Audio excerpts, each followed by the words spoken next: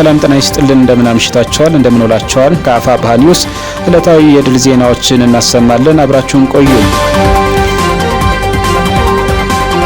በዛሬው ዕለት ከላስታ አሳምነው ኮር የተሰጠ ጥብቅ ማሳሰቢያ አለ። በሌላ በኩል የአማራ ፋኖ አፋብኃ በጎጃም ቀጠና ሁለተኛ ተፈራ ዳምጤ ክፍለ ጦር መዝገበ ጮቄ ብርጌድ ለሁሉም ወታደራዊ ስልጠና ለወሰዱ መልሶች ጥሪ አድርጓል። የአደረጃጀት ዜናዎችም አሉን። በጎንደር የአማራ ብሔራዊ ኃይል ጎንደር ቀጠና ዳግማዊ ቴዎድሮስ አምስተኛ ኮር ፋናዬ ክፍለ ጦር የተለያዩ የስራ ክፍሎች የኮሩ ሰብሳቢና የስራ አስፈጻሚዎች በተገኙበት የአመራር ድልድል አድርጓል። እነዚህንና ሌሎች ዘገባዎችን የምትሰሙ ነው የምትሆኑት። እስከ ፍጻሜው አብራችሁን ቆዩ። ቪዲዮውን ላይክ በማድረግ ጀምሩ። በቅድሚያም የአፋብኃ በጎጃም ቀጠና ሁለተኛ ተፈራ ዳምጤ ክፍለ ጦር መዝገበ ጮቄ ብርጌድ ለሁሉም ወታደራዊ ስልጠና ለወሰዱ መልሶች ጥሪ አድርጓል። አማራ በታሪክ ጀምሮ ያልጨረሰው የትግል ምዕራፍ የለም። አባቶቻችን ብዙ ጥበብ፣ ጽናትን፣ አይበገሬነትን አስተምረውን አልፈዋል። እኛም የአባቶቻችንን ፈለግ ተከትለን በጥበብ፣ በጽናት፣ በአሸናፊነት መንገድ የጀመርነውን የአማራን ሕዝብ ከጥፋት የህልውና አደጋ የማዳን ጦርነት ሂደት በማይታመን ፍጥነት ወደፊት እየገሰገሰ በጠላት ላይ የበላይነትን በመውሰድ ዳር ለማድረስ ጠንክረን እየሰራን እንገኛለን። አሁናዊ የጦርነቱ አሰላለፍ ሲታይ እርስ በርሱ አማራን አጫርሳለሁ በሚል የሞኝ ሰነድ ቢሞክርም ከብልጽግና ጎን ተሰልፈው የነበሩ ሚኒሻ፣ ፖሊስ፣ አድማ ብተና ወደ ፋኖ እየጎረፉ ወደ እውነተኛ የትግል ሜዳ እየገቡ ይገኛሉ። ይህ ብቻ አይደለም። ከበሻሻው ንጉስ ነኝ ባይ አብይ ትውልድ ሰፈርና ከሙሉ ኦሮሚያ የመጡ መከላከያዎች እየፈረሱ ለፋኖ ትጥቅ እያስረከቡ ወደ ቤታቸው እየተሸኙ ይገኛሉ። አሁን ክረምቱ መጥቷል። ዝናቡም አብሮ ይመጣል። እሱም ጎርፍ ሆኖ ጠላትን ጠራርጎ በገደሉና በወንዙ መጨመሩ አይቀሬ ነው። እናም ልብ ያለው ልብ ይበል። ምክንያቱም እንተዋወቃለን። በዝናብ ከምትደበደቡ በጎርፍ ከምትወሰዱ አለት ላይ ከተገነባው አማራውያን ቤት ትከትሙ ዘንድ ጥሪ እናቀርባለን። በመጨረሻም የመዝገበ ጮቄ ብርጌድ በርካታውን ቀጠና ሸፍኖ ለጠላት እግር እሳት ሆኖ መፈናፈኛ ሳጥቶ መቀበሪያውን ጉድጓድ ካዋለውና ካሳደረው ሰነባብቷል። አሁንም ይህ ትግል የሁሉም አማራ ስለሆነ በየትኛውም ተቋም የውትድርና ስልጠና የወሰዳችሁ በሙሉ ወደ መዝገበ ጮቄ ብርጌድ ማዘዣ ቦታ ድረስ በመምጣት መቀላቀል የምትችሉ መሆኑን ማሳወቅ እንወዳለን። መዝገበ ጮቄ ብርጌድ የአማራ ብሔራዊ ኃይል። በሌላ በኩል ከላስታ አሳምነው ኮር የተሰጠ ጥብቅ ማሳሰቢያ አለ። እንደሚከተለው እናቀርባለን። በላስታ ቅዱስ ላሊበላ ከተማ በአገዛዙ ወዳደር ካድሬዎች ለጨረታ የቀረቡ የህዝብ መሬቶችን ማንኛውም ባለሀብት እንዳይገዛ አስጠነቀቀ።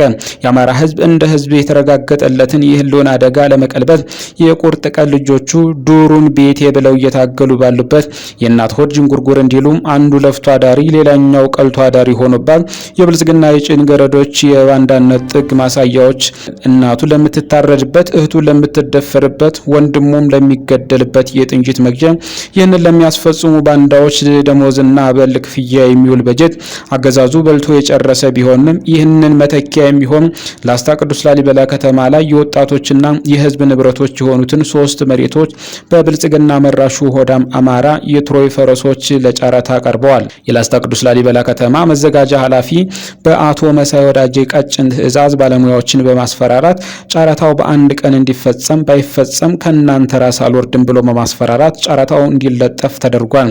ለጨረታ የወጡ ቦታዎች አንደኛ ወርቅ ድንጋይ ከበላይ አከለ ቤት አካባቢ፣ ሁለተኛ ወርቅ ድንጋይ ከአቡሽ ተድላ ወፍጮ በላይ የወጣቶች መዝናኛ ካፌ የነበረ አሁን ለድርጅት በሚል ጨረታ የወጣ፣ ሶስተኛ ከቅዱስ ላሊበላ ሁለተኛ ደረጃ ትምህርት ቤት ፊት ለፊት ለወጣቶች መዝናኛ ተጀምሮ የነበረ ህንጻ በጥራት ጉድለት ግንባታው የፈረሰ አሁን ላይ ለሆዳም ካድሬ አበል ለማድረግ ጨረታ የወጣ በመሆኑ ማንኛውም ባለሀብት በማወቅም ይሁን ባለማወቅ በጨረታው እንዳይሳተፍና እንዳይገዛ ከዚያ ውጭ በጨረታው ላይ አሸናፊ ሆኖ የገዛውን ብቻ ሳይሆን የጨረታ ሰነድ የሚገዛ ግለሰብ ጭምር ስም ዝርዝሩ ስለሚደርሰን በየትኛውም አጋጣሚ የብልጽግና መራሹ አገዛዝ ደጋፊ የፋኖን ትግል አደናቃፊ መሆናቸውን በማወቅ ለወደፊት በሚከሰቱ ሁነቶች ኃላፊነት የማንወስድ መሆኑ እና የመዘጋጃ ኃላፊ የሆኑት አቶ መሳይ ወዳጄ ከዚህ በፊት በባንዳነት ተግባር የሚታወቅና ለወዴድ ብልጽግና ገረድ ሆኖ በለየለት መልኩ እያገለገለ መሆኑ እነዚህ ረጃጅም የጥፋት እጆች እንዲሰበሰቡ ጥብቅ ማስጠንቀቂያ እናስተላልፋለን ብሏል።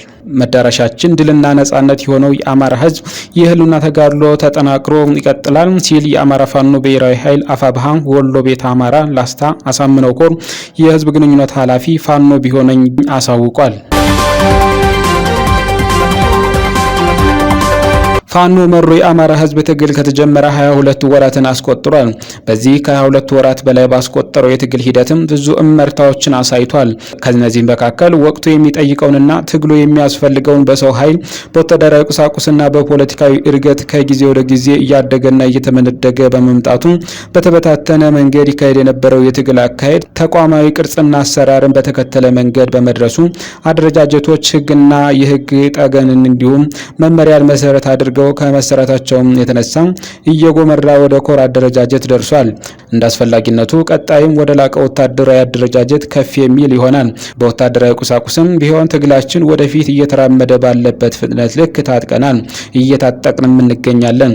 ይህ በሰው ኃይል፣ በወታደራዊ፣ በፖለቲካና በአደረጃጀት ወደ ከፍታ መምጣት የአመራር ማሻሻል ወይም ሪፎርም እንዲደረግ አስፈላጊ ሆኖ ተገኝቷል። ስለሆነም የአማራ ፋኖ ብሔራዊ ኃይል ጎንደር ቀጠና ዳግማዊ ቴዎድሮስ 5ኛ ኮር ፋና የክፍለ ጦር በተለያዩ የስራ ክፍሎች የስራ አስፈጻሚዎችን የኮር ሰብሳቢና ስራ አስፈጻሚዎች በተገኙበት የአመራር ድልድል እንደሚከተለው ሰርቷል። ከነዚህ መካከል ሰብሳቢ መቶ አለቃ ካሳ አግማስ፣ ምክትል ሰብሳቢ አርበኛ እንወቅ ሀብቱ፣ ወታደራዊ አዛዥ አርበኛ ያለባቸው አብራራውና ሌሎች አመራሮችንም በዚህ መሰረት ድልድል አድርጓል።